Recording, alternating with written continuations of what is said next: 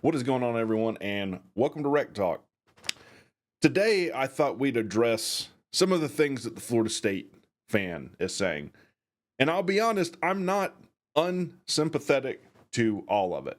So first, why are people annoyed with Florida State fans? I don't know if they're aware of this. I don't know if anyone's committed a video like this to sit down and say, hey, here's why people are annoyed with you and don't like you. First, let's give them some credit. Their playoff snub was BS. The playoff committee needed to get an SEC team in, and they couldn't put Alabama in without putting Texas in because both of those teams only had one loss, and Alabama's only loss was to Texas. So you couldn't put Alabama in and not Texas. Obviously, they changed the rules on the fly. I mean, literally like add rules to justify Florida State not getting in. Horrible. No one defended you as fervently as I did. I made several videos about it.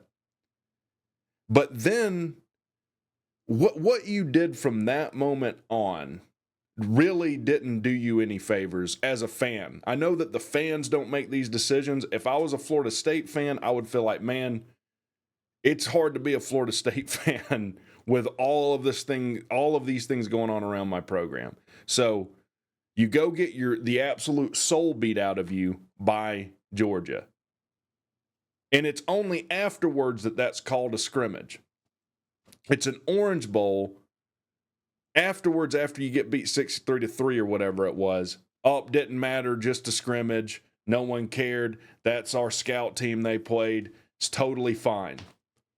Not a one of you idiots was saying that beforehand, though. We're going to see that's a trend, though. That's probably my biggest thing with being annoyed with the Florida State fan. They're kind of like a guy that tries to place a bet after the outcome. Like, oh, yeah. I'm sure they'll be trying to place bets on this game Monday.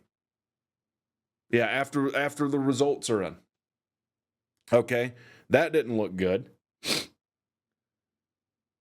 Then there's the suing your own conference thing. Now, yeah, I am aware that the ACC filed first. That's what happened. They filed first. And here's where I am kind of sympathetic to the Florida State fan. The only time throughout all of this conference realignment nonsense, the Pac-12 dissolving, the Big 12 losing their two biggest draws, throughout all that, the only time that the ACC was proactive and got out in front of things was with Florida State. They did what they should have done.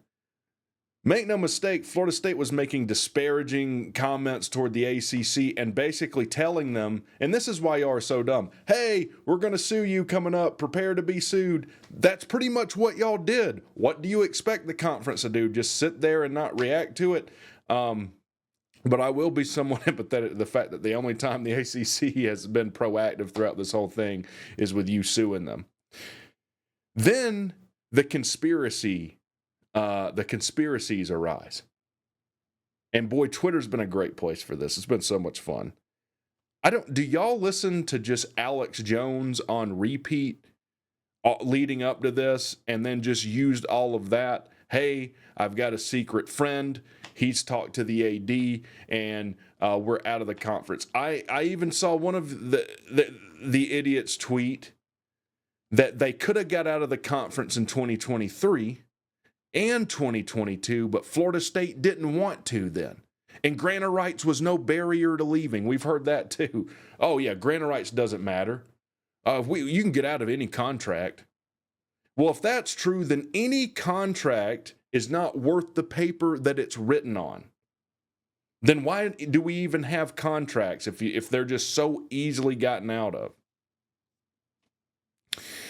Can't tell that to the Florida State fan, though. Also, Florida State doesn't realize, or Florida State fans don't realize, the Big 12, the Big 10, and SEC have no interest in y'all breaking out of this grant of rights, because if you do, then they're no longer worth the paper they're written on either. So you're in an uphill battle with this. It's not just a conspiracy. It's none of these people want to see this happen.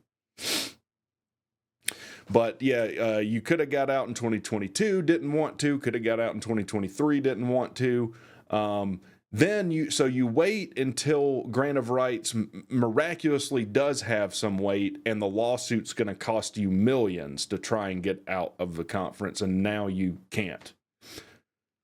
And that's not just a fringe case. There is thousands and thousands and thousands of posts you can find from Florida State fans just like that. Things that are just clearly, that not only are they not true, there's not a universe. Pick any rules of physics you want where any of this would be true. That's where we are. Then you get caught cheating. Then you say, nope, actually, we didn't cheat.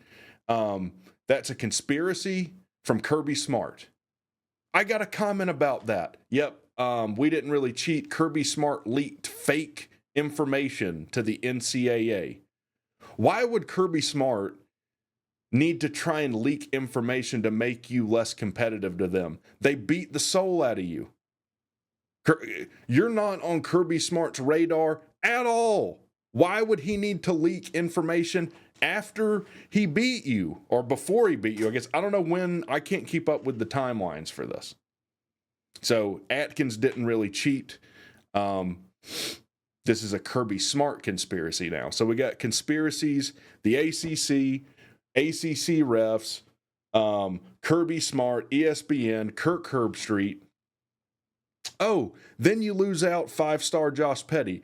Leading up to this, to him announcing his commitment, he's the greatest thing ever. He's definitely coming to Florida State. His sister goes here. He's a shoe-in for Florida State. Would never go to a garbage program like Tech. Commits to Tech. Then what do they say? He's no good. He's undersized. He's basically a wide receiver being recruited as an offensive tackle. Tech paid him too much. They overpaid for him. He's in the state of Georgia, and news to me, Florida State's never signed a kid from the city of Atlanta or the state of Georgia. Do you see the pattern here?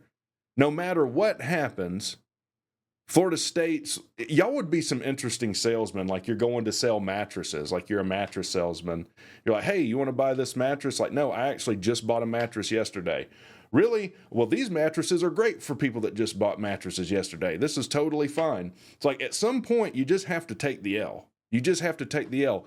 And then the doo-doo cherry on top of your cake is that now the SEC and Big Ten have come out and said, nah, we're good. And now you're sniffing up the Big 12's taint. I mean,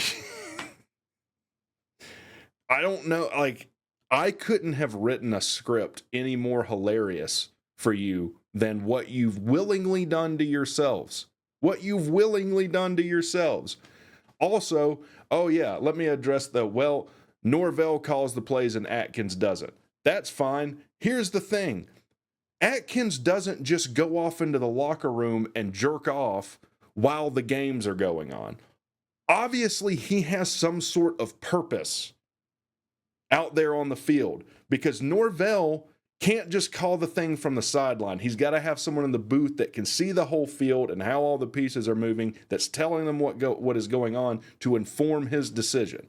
And I'm sure he'd rather have a guy he's more comfortable with, that he's built a rapport with, that he called games with last year to do that than not. The idea that this has zero impact on you in this game, I think is silly. Now you'll have to have someone else to do that.